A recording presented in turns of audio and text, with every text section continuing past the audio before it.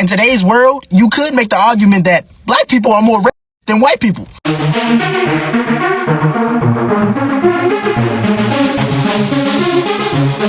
Oh, so fabulous.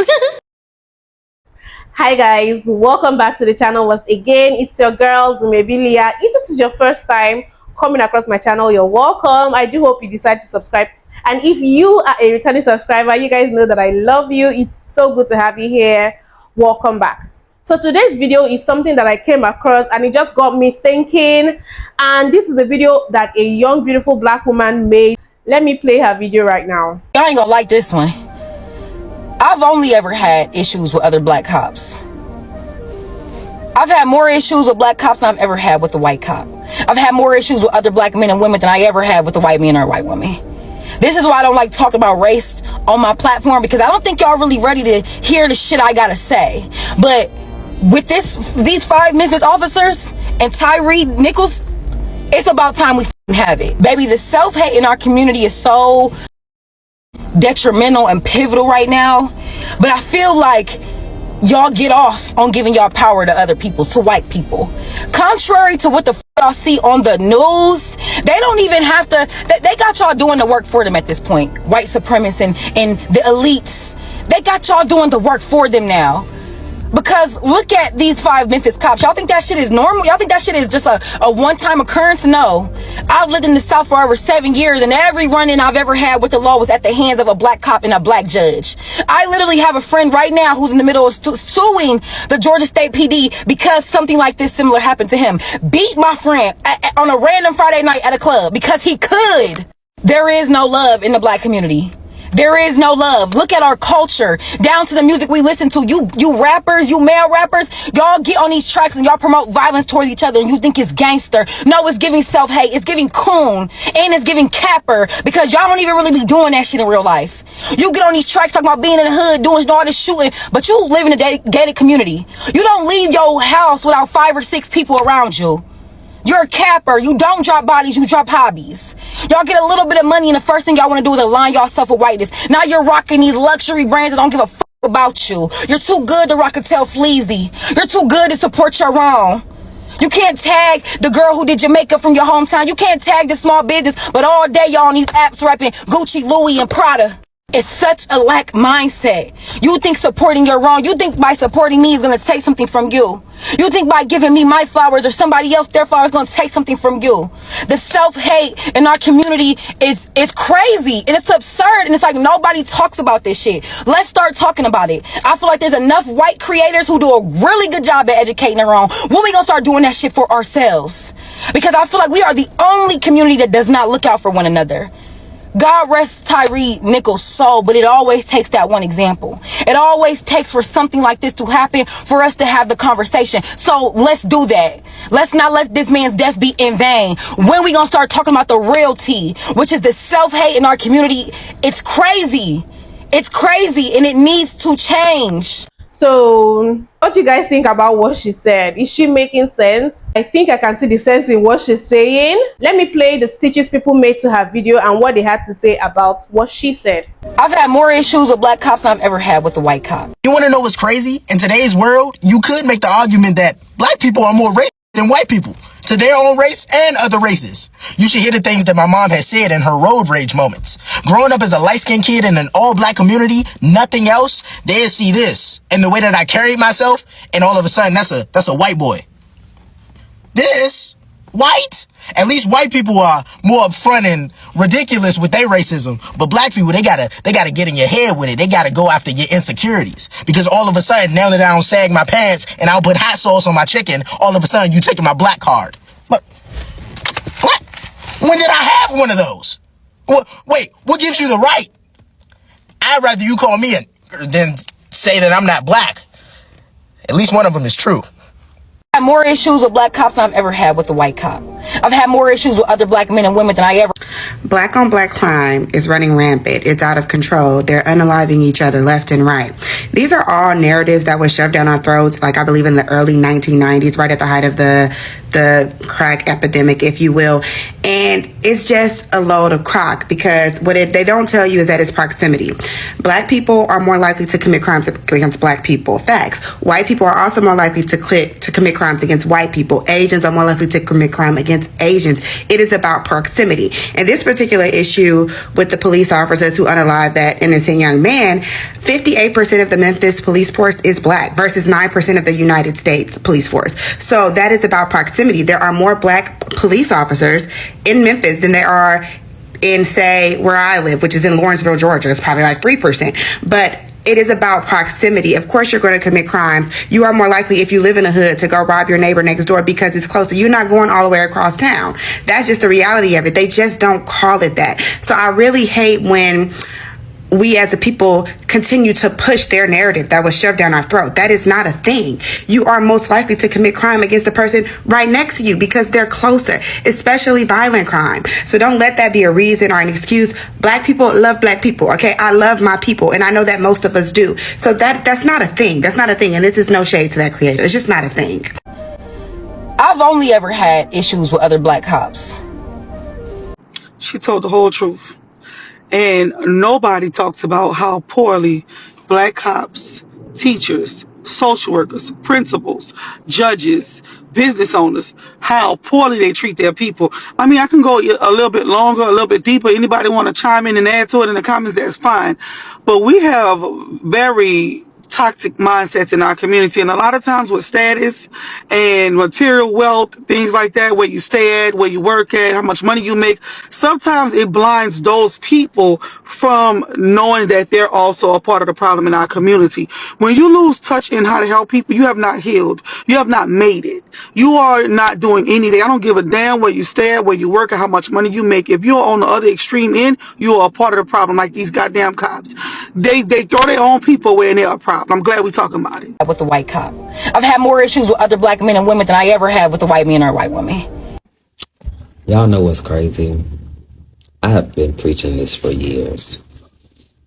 And it's very sad that I've come to the realization, well, first of all, I used to not necessarily make fun of people, but if I see a black man or a white woman together, or a black woman with a white man, I used to look at it sideways when I was younger, because I'm like, that's weird, that's odd.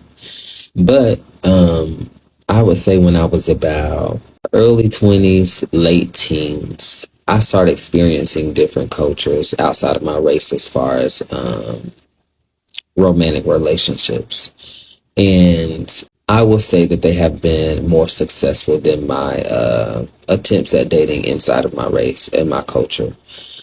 And since I've been younger, honestly, I found that black men and women, but specifically black men, have a divisive energy, attached to them, that they project like trauma and all kind of other stuff onto everyone else. And I say this all the time as a joke, that me and black guys just don't get along, and I never understood why.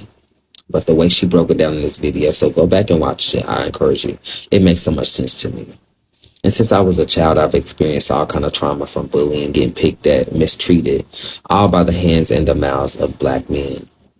And you think because when you're younger, you're like, oh, they're just going to pick at him or pick at me for, being gay. But then when you get older, and the black men in the black community are more cutthroat than the straight men. And I'm like, okay, you can't look a certain way, you can't act a certain way, you can't walk a certain way without being judged. Why is that the case? But I don't know. It's crazy. And I'll leave you with this. And this is for anybody, any race, any culture. One should not feel more comfortable in someone else's culture than they do their own. Someone should not feel more comfortable or find more comfort or acceptance in somebody else's, in a culture outside of their own. If you cannot be accepted by your own people, think about that. How sad is that? Baby, the self-hate in our community is so... I cannot emphasize enough that every single person should watch that video in its entirety and truly listen to every word that she has to say, because this conversation is so necessary.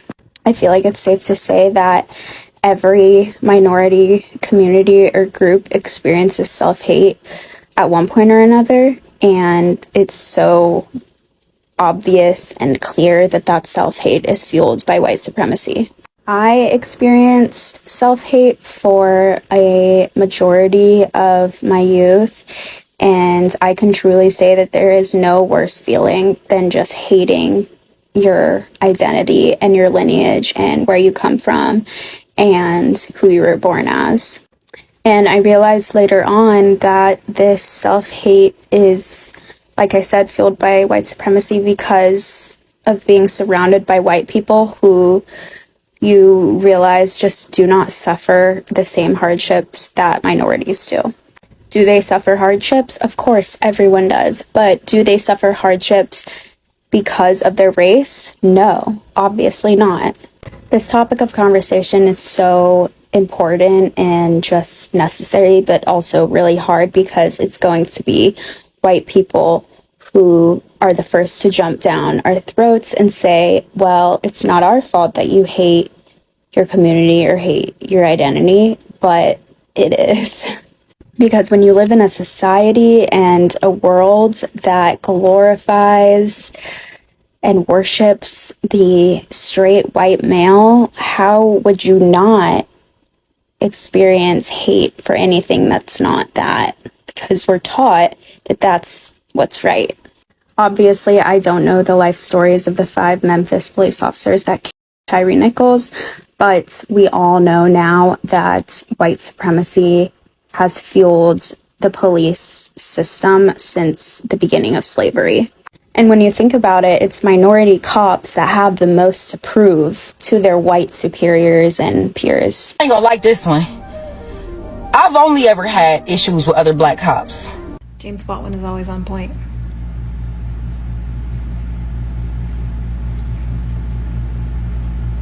This is something that we probably are ashamed to admit, but I think this is true, and I think this is very alive in the black community. Even me speaking from another end of the world as a black person with other black people at this other end of the world, we experience the same thing. For some reason, I actually think it's human behavior. You know, I think sometimes we're just evil to ourselves. We victimize ourselves, even when we should be sticking up for each other and standing up for each other and building something together. And when we cannot come together as a people, how can we fight the common enemy that we have? When we cannot come together as a people, we're weaker. It's about time that the black community should realize this, and not just African American people, the entire black diaspora. We are too busy fighting among ourselves to even understand that we are one people and we need to come together so that we can move forward. When we come together, we're stronger. You know, when the whole Tyre Nichols thing happened, when I saw the headline, I was so sure that they were white cops that did that. Imagine my shock when I found out that it was black men, and I made the mistake to even watch that video. I don't know if it's the first of its kind, you know, black cops taking the life of another black person. I don't know if this is the first time it's happening, but that was definitely my first time witnessing or hearing about something like that happening, and I was shocked to my bones. I think this is just, you know, it's a call to black people to look within and ask ourselves this question: why can't we love each other? Why can't we just be good to each other? Why can't we support each other? Why are we turning against ourselves? We're doing the work for them at this point. It's really sad. It's really, really sad. Please, I want to know your thoughts on this whole thing in the comment section. What do you guys think about what she said? Is she spilling facts? Or please let me know in the comment section. Also, don't forget to give this video a thumbs up, subscribe if you haven't, turn on notifications. That way YouTube will let you guys know whenever I drop a new video, and I will see you guys in my next video. Bye.